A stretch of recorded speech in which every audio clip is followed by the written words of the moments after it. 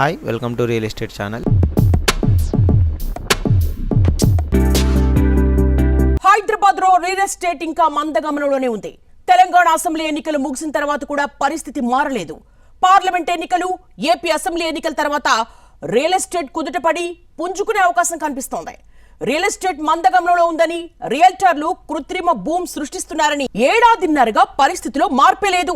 కొద్ది నెలల క్రితం ఎకరం 100 కోట్లంటూ హడావుడి జరిగినా అదంతా పాల పొంగేరని తేలిపోయింది. హెచ్ఎండిఏ కోకాపేట భూముల వేలంలో పాల్గొన్న వాళ్ళు డబ్బులు కట్టకుండా ముఖం చాటేయడం వాస్తవ పరిస్థితికి అద్దం పడుతోంది. హైదరాబాద్ లో రియల్ ఎస్టేట్ ఫేట్ మారలేదు. కొన్ని నెలలుగా ఉన్న మందగమనం అలాగే కొనసాగుతోంది. లక్షల సంఖ్యలో అమ్ముడుపోని ఫ్లాట్లు బిల్డర్లను భయపెడుతున్నాయి. భూముల అమ్మకాలు కూడా అంతంత మాత్రంగానే ఉన్నాయి. రియల్ ఎస్టేట్ కు ఢోకా లేదని పైకి రియల్టర్లు ఊదరగొడుతున్నా వాస్తవ చిత్రం మాత్రం భిన్నంగా కనిపిస్తోంది. కొత్త ఎంక్వైరీలు కూడా బాగా తగ్గిపోయాయంటున్నారు.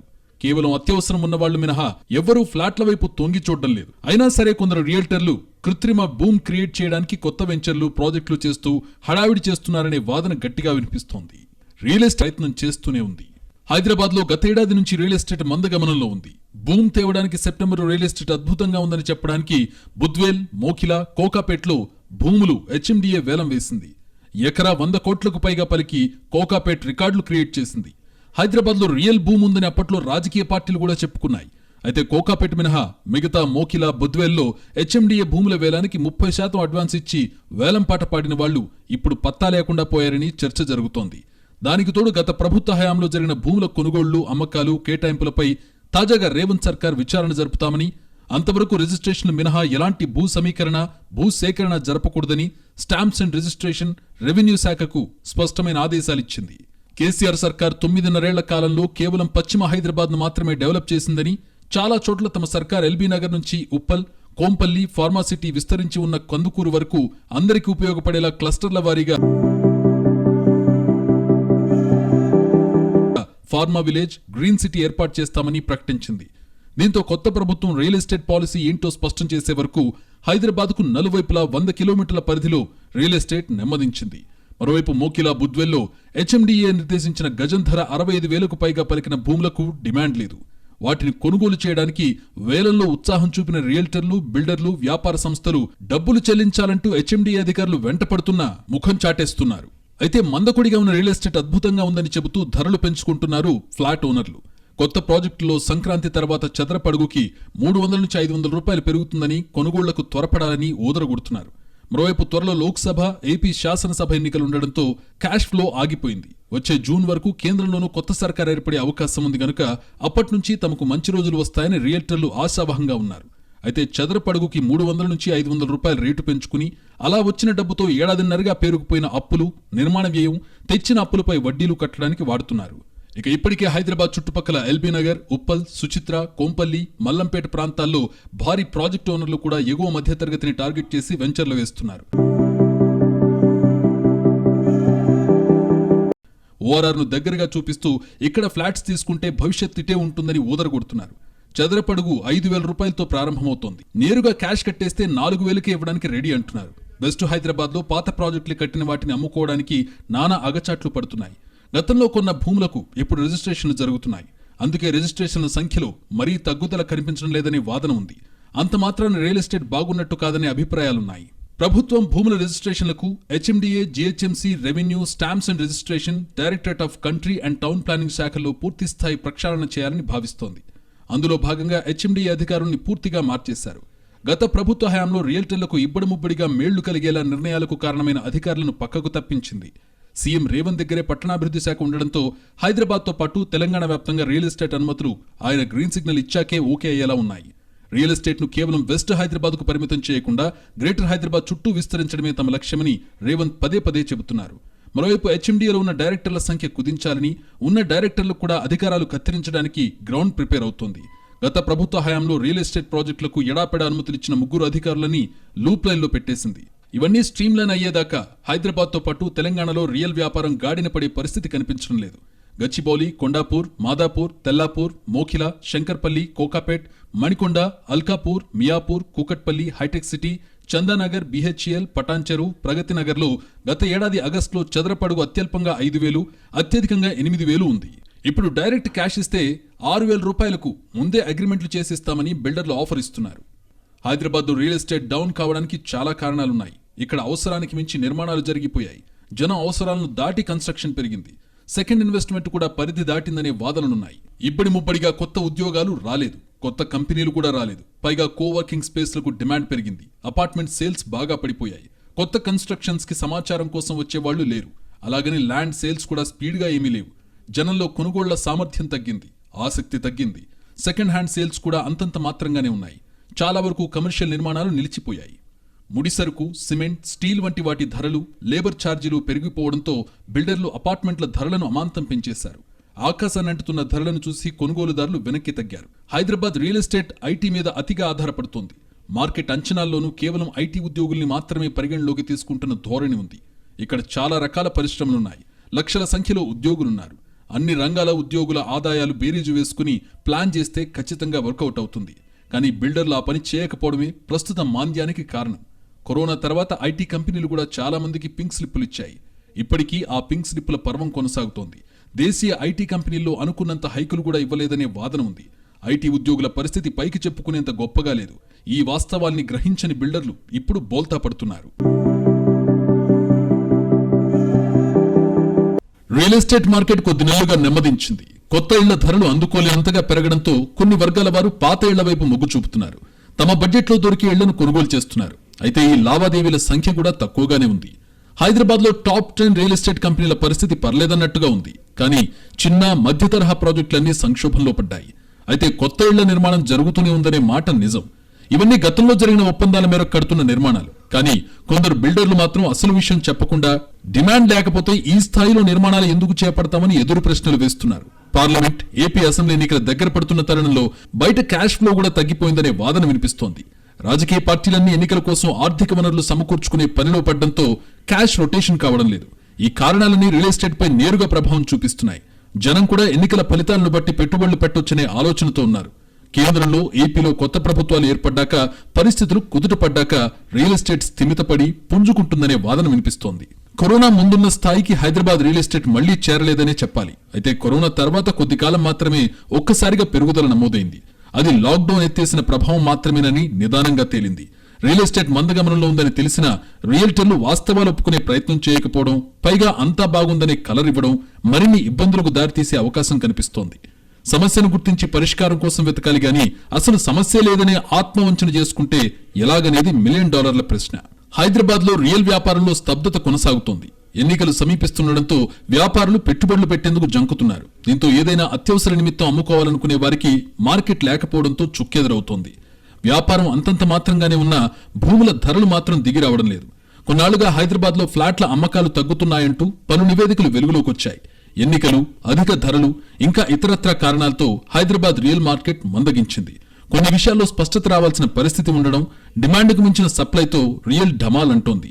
మార్కెట్ పై సరైన అంచనా లేకుండా ప్రాజెక్టుల మీద ప్రాజెక్టులు చేపట్టడం కూడా ప్రస్తుత పరిస్థితికి కారణం. భూమి ఉన్నప్పుడు విపరీతంగా ధరలు పెంచడం, కొనుగోలుదారుల ఆర్థిక స్థితిపై అంచనా లేకుండా చేపట్టిన ప్రాజెక్టుల నిర్మాణంపై కూడా దృష్టి పెట్టాల్సిన అవసరం ఉంది. అన్నీ కలిసి వచ్చినప్పుడు కాస్త ధరలు ఎక్కువగా ఉన్నా పెద్దగా తేడా తెలియదు. కానీ ఆర్థిక అనిశ్చితులు, యుద్ధ భయాలు ఇవన్నీ రియల్ ఎస్టేట్ మీద నేరుగా ప్రభావం చూపిస్తున్నాయి. హైదరాబాద్ లో రియల్ ఎస్టేట్ మార్కెట్ మందగించింది. పార్లమెంట్, ఏపీ అసెంబ్లీ ఎన్నికలు సమీపిస్తున్న వేళ నేల చూపులు చూస్తోంది. ఇళ్లు, ఫ్లాట్లు, ఖాళీ స్థలాలు ఏవీ అమ్ముడుపోవడం లేదు. వ్యవసాయ భూముల అమ్మకాల్లోనూ అదే పరిస్థితి. ఎలక్షన్లు దగ్గర పడుతున్నాయి. దీంతో కొనుగోలు చేసి పెట్టుకున్న భూములను లీడర్లు, వారి బినామీ వ్యాపారవేత్తలు ఎలక్షన్ల ఖర్చుల కోసం అమ్మే ప్రయత్నాలు మొదలుపెట్టారు. మొన్నటిదాకా అమాంతం ధరలు పెంచేసి కొనుగోలు చేసిన వారే ఇప్పుడు అమ్మకానికి పెడుతున్నారు. రేట్లు కోట్లలో ఉండడంతో మధ్యతరగతి, సామాన్యులు వాటిని ఆ రేటుకు తీసుకోలేని పరిస్థితి. ఇంకోవైపు కొందరు రియల్ వ్యాపారులు బిజినెస్ చేద్దామని స్థలాలు కొనేందుకు రెడీగా ఉన్నప్పటికీ ప్రభుత్వ నిర్ణయాల్లో స్పష్టత లేకపోవడంతో సైలెంట్ అయిపోయారు. పార్లమెంట్, ఏపీ అసెంబ్లీ ఎన్నికల దగ్గర పడుతున్న క్రమంలో ఎన్నికల ఖర్చు కోసం నేతల భూములు అమ్మే ప్రయత్నాలు చేస్తున్నట్లు తెలుస్తోంది. అయితే రేట్లు చుక్కల్ని తాకడంతో మధ్యతరగతి, సామాన్యులు కొనుగోలుకు వెనకాడుతున్నారు. కొందరు రియల్ వ్యాపారులు బిజినెస్ కోసం స్థలాలు తీసుకునేందుకు రెడీగా ఉన్నప్పటికీ విధానపర నిర్ణయాలతో స్పష్టత రాని క్రమంలో కాస్త వెనక్కి తగ్గుతున్నారు. త్వరలో ఎన్నికలు జరగనున్న కారణంగా స్థిరాస్తి వ్యాపారులు, పెట్టుబడిదారులు భూములు కొనేందుకు ముందుకు రావడం లేదని సమాచారం. కొత్త ప్రభుత్వాలు వచ్చాక ఎలాంటి పరిస్థితులు ఉంటాయోననే ఆలోచనతో వారు వెనుకడుగు వేస్తున్నట్టు తెలుస్తోంది. రియల్ ఎస్టేట్ కు రాజకీయంతో దగ్గర సంబంధం ఉండడంతో ఎన్నికల సమయంలో కొత్త ప్రాజెక్టులు ప్రారంభించేందుకు రియల్ ఎస్టేట్ వ్యాపారులు ఉత్సాహం చూపించే అవకాశం లేదు. హైదరాబాద్ లో డిమాండ్కు మించిన సప్లై, సరైన మార్కెట్ అంచనా లేకుండా కొత్త ప్రాజెక్టుల ప్రారంభం, సామాన్యులకు అందుబాటులో లేని ధరలు రియల్ ఎస్టేట్ కు ఆశనిపాతంగా మారాయి. సాధారణ వినియోగదారుల కోసం కట్టే ఇళ్లు చాలా తక్కువగా ఉంటున్నాయి. ప్రీమియం, లగ్జరీ ప్రాజెక్టులు విపరీతంగా పెరిగిపోతున్నాయి. ఈ ట్రెండ్ ఇలాగే కొనసాగితే రియల్ ఎస్టేట్ కు మధ్యతరగతి దూరమయ్యే అవకాశాలున్నాయి. ఈ విషయంలో రియల్టర్లు ఇప్పటికైనా వాస్తవాలు గమనించాలని నిపుణులు సూచిస్తున్నారు. హైదరాబాద్ లో రియల్ డిమాండ్ పడిపోయినప్పుడల్లా ప్రీ లాంచ్ పేరుతో నయా దందాకు తెరలేపుతున్నారు. కొనుగోలుదారులకు మాయమాటలు చెప్పి చివరకు ముఖం చాటేయడం కామన్ అయిపోయింది. తక్కువ ధరకు ఇల్లు వస్తుందని ఆశపడుతున్న సామాన్యుల నోట్లో మట్టి కొడుతున్నారు కొందరు రియల్టర్లు. అవసరానికి మించి ఇబ్బడి ముబ్బడిగా చేసిన నిర్మాణాలు, కృత్రిమ భూమి తీసుకొచ్చే ప్రయత్నాలు వికటించాయి. త్వరలో పార్లమెంట్, ఏపీ అసెంబ్లీ ఎన్నికలు ఉన్న తరుణంలో అప్పటి వరకు రియల్ ఎస్టేట్లో స్తబ్దత కొనసాగే అవకాశం కనిపిస్తోంది. జూన్ తర్వాతే రియల్ మార్కెట్ కుదుటపడి మళ్లీ పుంజుకునే అవకాశం ఉంది అన్న అంచనాలు ఉన్నాయి. హైదరాబాద్ లో కోవిడ్ ముందు స్థిరాస్తి రంగం దూకుడు మీద ఉన్నప్పుడు కొందరు బిల్డర్లు ప్రీ లాంచ్ పేరుతో దందాకు తెరతీశారు. అనుమతులు లేకుండానే రెరా నిబంధనలకు విరుద్ధంగా అపార్ట్మెంట్లోని ఫ్లాట్లను విక్రయించి కోట్ల రూపాయలు ఆర్జించారు. చేతిలో చిల్లి గవ్వ లేకున్నా ముందుగా ఎంపిక చేసుకున్న ప్రాంతంలో భూములు చూపించి ఇక్కడ అపార్ట్మెంట్, వాణిజ్య సముదాయం వస్తుందని, అందులో ఫ్లాట్, వాణిజ్య స్థలం మార్కెట్ కంటే అతి తక్కువ ధరకే వస్తుందని కొనుగోలుదారులను నమ్మిస్తున్నారు.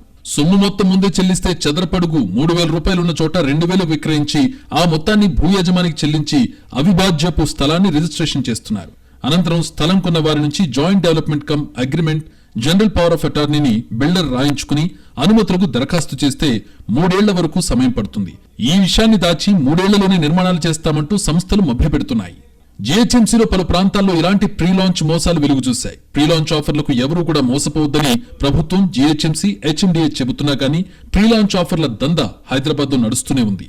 ఎన్టీవీ కూడా ఎప్పటికప్పుడు రియల్ మోసాలపై కొనుగోలుదారుల్ని హెచ్చరిస్తూనే ఉంది. తక్కువ ధరకు వస్తున్నాయని అడ్వాన్స్ చెల్లించిన కొనుగోలుదారులకు చుక్కలు చూపిస్తున్నాయి ప్రీ లాంచ్ సంస్థలు. 2 ఏళ్ల ముందే అపార్ట్మెంట్ ను బుక్ చేసుకుంటే మీకు లక్షల్లో ఆదా అవుతుందని బడా రియల్టర్లు హైదరాబాద్ లో ప్రీ లాంచ్ పబ్లిసిటీ చేస్తున్నారు. జీహెచ్ఎంసీ, హెచ్ఎండి అనుమతులు రాకముందే 10 నుంచి 15 ఎకరాల్లో భూములు కొనుగోలు చేయడం, భూముల ఓనర్లకు కొంతమేరకు మాత్రమే అడ్వాన్స్ ఇవ్వడం జరుగుతోంది. భూమి రిజిస్ట్రేషన్ అయ్యాక అసలు సిసలు అపార్ట్మెంట్ల ప్రీ లాంచ్ దందాకు తెరలేపుతున్నాయి రియాలిటీ సంస్థలు. భూమి పూజ చేయడం, ఓ మోస్తరు లెవెల్లో ఫ్లోర్లు వేయడం, ప్రీ లాంచ్ ఆఫర్లు ప్రకటించడం జరుగుతోంది. వెంచర్లు వేసి ప్లాట్లుగా విక్రయించాలనుకున్న వాళ్లు కూడా 100 ఎకరాలను ధర తగ్గించి గంపగుత్తగా బేరానికి పెట్టినా కొనే దిక్కులేదు. అక్కడక్కడ లావాదేవీలు జరుగుతున్నా గతంలో చేసుకున్న ఒప్పందాలే తప్ప కొత్త కొనుగోళ్లు అంతంత మాత్రంగానే సాగుతున్నాయి. జాతీయ, అంతర్జాతీయ పరిణామాలు కూడా రియల్ ఎస్టేట్ పై ప్రభావం చూపే అవకాశం ఉంది. సేవా రంగంలో అనిశ్చితి కొనసాగుతుండడం కూడా రియల్ ఎస్టేట్ లో మందగమనానికి కారణంగా భావిస్తున్నారు. రియల్ ఎస్టేట్ లో మందగమనం ఇప్పటికే చిన్న రియల్టర్ల దుకాణాలు మూతపడేలా చేస్తోంది. పేరున్న రియల్టర్లు మినహా మిగతా వారు ఈ ఒత్తిడిని తట్టుకునే పరిస్థితి కనిపించడం లేదు. చిన్న బిల్డర్లు ఎప్పుడూ త్వరగా ప్రాజెక్టు పూర్తి చేసి తొందరగా ఫ్లాట్లు అమ్ముకుని రీజనబుల్ లాభంతో బయటపడాలని చూస్తుంటారు. కానీ ఏడాదిన్నరగా ఫ్లాట్లు అమ్ముడుపోకపోవడం, తెచ్చిన అప్పులకు పెరుగుతున్న వడ్డీలు వారిని భయపెడుతున్నాయి. ఈ ఒత్తిళ్లు తట్టుకోలేక కొందరు చిన్న రియల్టర్లు తమ ప్రాజెక్టుల్ని పెద్ద రియల్టర్లకు అమ్మడానికి కూడా రెడీ అవుతున్నారు. కానీ కొన్ని ప్రాజెక్టులే అమ్ముడవుతున్నాయి. అది ఎంతో కొంత నష్టం తప్పడం లేదనే వాదన ఉంది. అయితే ఇంకా ఎదురు చూసి మొత్తంగా మునిగే కంటే ఎంతో కొంత తక్కువ నష్టంతో బయటపడాలనే ప్రయత్నం చేస్తున్నారు చిన్న రియల్టర్లు. రియల్ ఎస్టేట్ వ్యాపారం తగ్గడం ప్రభావం నిర్మాణ రంగాలపై ప్రత్యక్షంగా కనిపిస్తోంది. రియల్ ఎస్టేట్ తో నగదు చేతులు మారుతుంటుంది. ఫ్లాట్లు కొని నిర్మాణాలు చేపడతారు. ఇంజనీర్లు, మేస్త్రీలు, కార్మికులకు ఉపాధి లభిస్తుంది. రియల్ జోరు తగ్గడంతో వీరు బిల్డింగ్ పనులు చేయకుండా పరిశ్రమల్లో కాంట్రాక్టు పనులు చేసుకుంటున్నారు. మార్కెట్లో నగదు డబ్బులు చలామణి ఎక్కువగా లేకపోవడంతో క్రయ విక్రయాలు నిలిచిపోయాయి. రిజిస్ట్రేషన్ కార్యాలయాల వద్ద పాత అగ్రిమెంట్ల రిజిస్ట్రేషన్ తప్ప కొత్తవి కొనుగోలు చేయడానికి ఎవరూ ముందుకు రావడం లేదు. వ్యాపారంలో పెట్టుబడులు పెట్టి తీవ్ర ఇబ్బందులు పడవలసి వస్తోంది. హైదరాబాద్ లో మునుపెన్నడూ లేని విధంగా భారీ టవర్ల నిర్మాణం జరుగుతోంది. ఇప్పుడు ఎక్కడ చూసినా కనీసం 42 అంతస్తులు నిర్మిస్తున్నారు. ఎఫ్ఎస్ఐ నిబంధనలు బేఖాతరు చేస్తూ అనుమతులు ఇవ్వడం కూడా చాలా సమస్యలకు దారితీస్తోంది. తక్కువ స్థలంలో ఎక్కువ ఫ్లోర్లకు అనుమతులు ఇవ్వడం ట్రాఫిక్ సమస్య కూడా కారణమవుతోంది. గతంలో 5-6 ఫ్లోర్లు కట్టే స్థలంలోనే ఇప్పుడు ఏకంగా 50 ఫ్లోర్లకు అనుమతులు ఇవ్వడం సరికాదనే వాదన వినిపిస్తోంది. ఇంత భారీగా కడుతున్న టవర్లలో చాలా ఫ్లాట్లు అమ్ముడుపోవడం లేదనే విషయం వాస్తవం.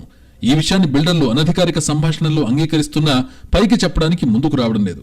ప్రజల జీవన ప్రమాణాలకు అనుగుణంగా పెరగాల్సిన రేట్లను ఇష్టారాజ్యంగా పెంచడం కారణంగా మధ్యతరగతి సొంతిల్లు కలగానే మిగిలిపోతోంది. సంపన్నులు కూడా గతంలో మాదిరిగా సెకండ్ ఇన్వెస్ట్మెంట్ కు ముందుకు రావడం లేదు. రియల్ మార్కెట్లోకి గతంలో మాదిరిగా డబ్బులు డంప్ చేసే పరిస్థితి లేదు. హైదరాబాద్ రియల్ మార్కెట్ ఇప్పటికే సంతృప్త స్థాయి దాటేసిందనే వాదన కూడా లేకపోలేదు. హైదరాబాద్ లో ఇళ్ల కోసం డిమాండ్ పెరిగే స్థాయిలో కొత్త కంపెనీలు, ఉద్యోగాలు రాని మాట వాస్తవం. అలాంటప్పుడు కొత్త ఇళ్లు ఎవరు కొంటారనేది $1 మిలియన్ ప్రశ్న. హైదరాబాద్ రియల్ ఎస్టేట్ లో సరఫరా, డిమాండ్ సమతుల్యంగా ఉండేది. ఇటీవల కాలంలో ప్రీ లాంచ్లు, బిల్డర్ల మధ్య పోటీతో డిమాండ్ కంటే సరఫరా పెరిగిందనే అభిప్రాయం మార్కెట్లో ఉంది. దీంతో నిర్మాణం పూర్తయి అమ్ముడుపోకుండా ఉన్న ఇళ్ల సంఖ్య గతంలో ఎప్పుడూ లేనంత ఎక్కువగా ప్రస్తుతం ఉందని స్థిరాస్తి కన్సల్టెన్సీలు అంటున్నాయి. గృహ నిర్మాణ వడ్డీ రేట్ల పెరుగుదల, నిర్మాణ సామాగ్రి ధరల పెరుగుదల కూడా రియల్ మార్కెట్ పడకేయడానికి ప్రధాన కారణం. సొంతిల్లు కోసం చూసేవారి కంటే పెట్టుబడులు పెట్టేవారి రియల్ మార్కెట్ కు మహారాజు పోషకులు. అద్దెలతో పోలిస్తే ఈఎంఐ భారంగా మారడంతో ఇళ్లు కొనుగోలుకు ఎవరూ ఆసక్తి చూపడం లేదు. రియల్ ఎస్టేట్ ప్రస్తుతానికి మందగమనంలో ఉన్న మాట నిజం. అంత మాత్రాన్ని ఇక పుంజుకోదా అంటే కొన్ని నెలలు వేచి చూడాల్సిందే. ఎన్నికలప్పుడు రియల్ ఎస్టేట్ సహజంగానే కొంత నెమ్మదిస్తుంది. ఏప్రిల్, మేలో పార్లమెంట్, ఏపీ అసెంబ్లీ ఎన్నికలు జరుగుతాయి. ఆ తర్వాత జూన్ నాటికి కొత్త ప్రభుత్వాలు కొలువు తీరుతాయి. అప్పుడు రియల్ ఎస్టేట్ కుదుటపడి మళ్లీ పుంజుకునే అవకాశం ఉంటుంది. ఇంకా సూటిగా చెప్పాలంటే ఎన్నికలు ముగిసిన 6 నెలల తర్వాత రియల్ ఎస్టేట్ లో వృద్ధి చూడొచ్చు అంటున్నారు నిపుణులు.